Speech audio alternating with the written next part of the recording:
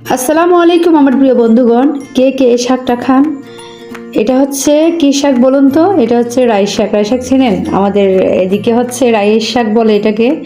আমার কিন্তু সব ধরনের ভর্তা পছন্দ। এটা দিয়ে আজকে ভর্তা বানাবো। কেটে নিলাম ফার্স্টে, ভালো করে পরিষ্কার করে আগে ধুয়ে নিলাম। তারপর পেঁয়াজ মরিচ আর আমি একটা রসুন নিলাম, মানে এক কোয়া রসুন নিলাম। আপনারা চাইলে রসুনটা স্কিপ করতে পারেন। পেঁয়াজের সাথে ভালো করে মরিচটা একটু লবণ দিয়ে কষলাতে হবে, ভালো করে একদম ফিনিশ করে ফেলতে হবে। এই যে রাই শাকের পাতা ভীষণ ঝাঁজ, আপনারা যারা খান তারা বুঝবেন। আমি একটু সরিষার তেল দিলাম খাঁটি। শাকটাকে ভালো করে কষলাইয়ে ফেলতেছি, একদম ভালো করে মিহিন করে ফেলতে হবে। কষলাইয়ে একদম মিহিন করে ফেলছি, অ্যাডজাস্ট করবো, একসাথে করবো পেঁয়াজ আর শাক।